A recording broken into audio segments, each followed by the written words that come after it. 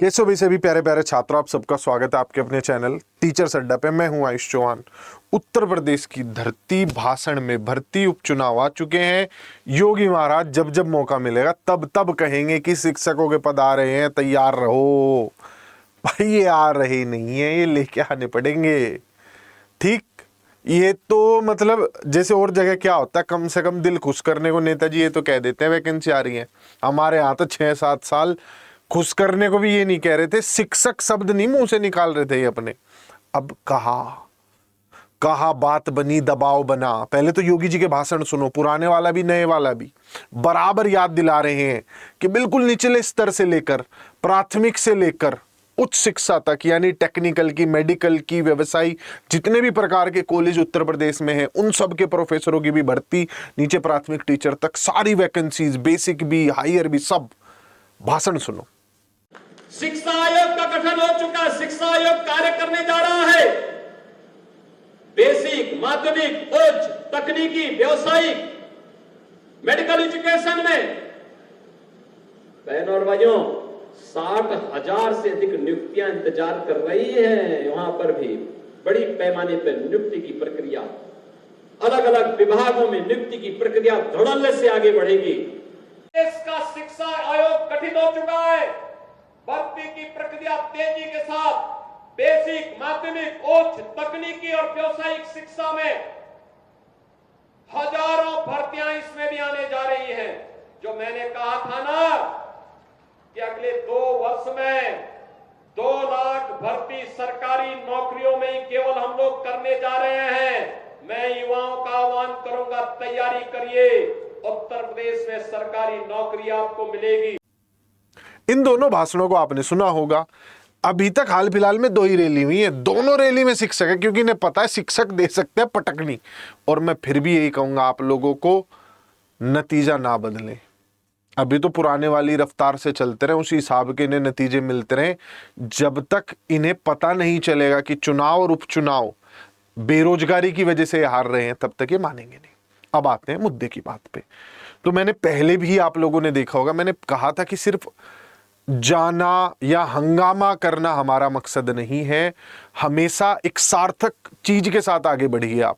और वो बच्चों ने किया भी, अच्छे तरीके से अपनी मांग रखी भी। जो लोग गए, बात की। सबसे पहला मुद्दा वही जो होना चाहिए, जो किसी भी आयोग में होता है, कैलेंडर, भर्ती कैलेंडर होना चाहिए। मैंने जितनी भी आपने देखा होगा हाल फिलहाल की वीडियोस, उनमें हमेशा ही मांग की कि भर्ती कैलेंडर होना चाहिए।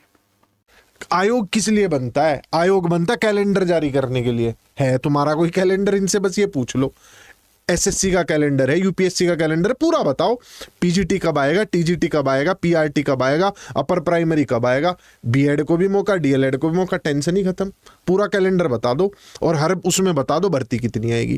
कैलेंडर, एग्जाम कैलेंडर कि किस किस लेवल पर भर्ती करवाएंगे। अब ये जो भर्ती कैलेंडर है, इसको लेकर जो अध्यक्षा जी हैं उन्होंने कहा है कि 10 दिन के अंदर अंदर जारी करेंगे। 5 सितंबर को ये हुआ था, ये वादा हुआ था। 15 सितंबर का इनका वादा है। बच्चे जो है टेम्पररी मोड ऑन करके बिल्कुल एकदम रेडी हैं वहीं। आप ये मत सोचिएगा धरना हट गया है, नहीं हुआ है। बढ़िया तरीके से 5 तारीख में भी सबने जोर शोर से किया। जिन अध्यापकों ने मदद कर पाए, जिस भी तरीके से जो भी मदद कर रहा है, मतलब मदद के समय पर हमेशा स्थिति आनंदों वाली होनी चाहिए। कोई आवाज उठा रहा है अखबार के माध्यम से, बहुत बढ़िया। कोई सोशल मीडिया के माध्यम से अपनी बात रख रहा है, बहुत बढ़िया। कोई यूट्यूब के माध्यम से रख रहा है, बहुत बढ़िया। जागरूकता सबसे पहले है कि अवेयरनेस उस चीज को लेकर क्रिएट होनी चाहिए कि हाँ ऐसा हो रहा है। तो हर तरीके से जहां से भी मदद आ रही है, स्वागत कीजिए उस चीज का। और अगला पॉइंट की आप ये मत सोचिए सिर्फ उसी दिन के लिए धरना था। छात्र अभी भी लगे हुए हैं, जो छात्र वहां पर हैं वो मांग रख रहे हैं। अनिश्चित काल के लिए धरना अभी जारी है। और डीएलएड बीटीसी वाले बच्चे कर रहे हैं, बीएड वाले बच्चे भी करें, क्योंकि टीजीटी पीजीटी की पुरानी वैकेंसीज भी है, नई भी पद हैं लगभग 30,000 के आसपास खाली।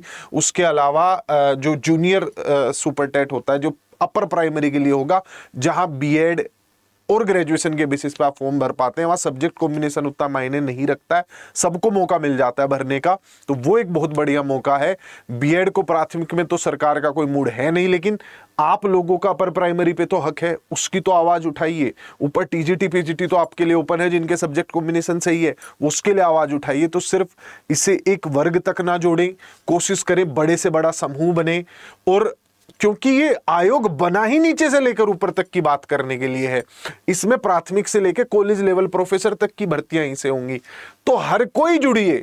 ये सिर्फ इन लोगों का हक नहीं है, ये सबका हक है। और पद सिर्फ क्यों 27,000 पद, 50,000 पद, 97,000 पदों पर आप रुक रहे हैं? जितने भी सरकारी पद हैं उन पर सरकारी नियुक्तियां हो, ये मांग कीजिए आप। उत्तर प्रदेश में रिक्त पदों के अलावा कॉन्ट्रेक्चुअल टीचर्स बहुत ज्यादा हैं, उनको या तो परमानेंट किया जाए, या उनकी सैलरी बढ़ाई जाए, या नए परमानेंट टीचर से उन्हें रिप्लेस किया जाए। तो व्यवस्था को सुधारने की मांग बराबर चलती रहनी चाहिए। और आगे कॉन्ट्रेक्चुअल वैकेंसीज पर बैन लगे। कस्तूरबा गांधी जो विद्यालय होते हैं उनमें हर डिस्ट्रिक्ट लेवल पर हर साल कॉन्ट्रेक्चुअल वैकेंसी जाती है, उन्हें परमानेंट करने की मांग कीजिए।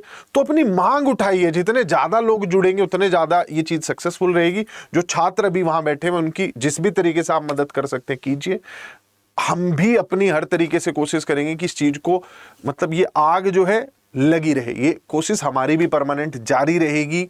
और अगले बड़े धरने में, या जब भी ऐसा होता है कि जैसे भी कैलेंडर की बात आई है, तो 15 सितंबर जैसे मुझे लगता है कि 5 से 15 को देखते हैं क्या होता है, नहीं बात बनती है तो फिर दोबारा एक बड़े धरने की तैयारी की जाए। जो छात्र वहां पर पहले से ही धरने में हैं उनके मोमेंटम की मदद से एक नए तरीके से हम अपनी बात रख पाएंगे। तो उसमें टीचर्स अड्डा भी जरूर जुड़ेगा, बाकी सब लोग भी जुड़ेंगे, सब लोग जुड़े, मतलब जिस भी तरीके से जहां से भी जो जुड़ सकता है। और अभी जो प्रयागराज के आसपास के छात्र हैं, प्रयागराज में पढ़ रहे हैं या वहां के कॉलेजेस में पढ़ रहे हैं, बीएड के डीएलएड के बीटीसी के छात्र, वो भी जरूर जाएं, अपना समय निकाल के, चाहे 1 घंटे के लिए जाएं, लेकिन आप जाएं, धरने का हिस्सा जरूर बने। ये है सारी की अभी तक व्यवस्था।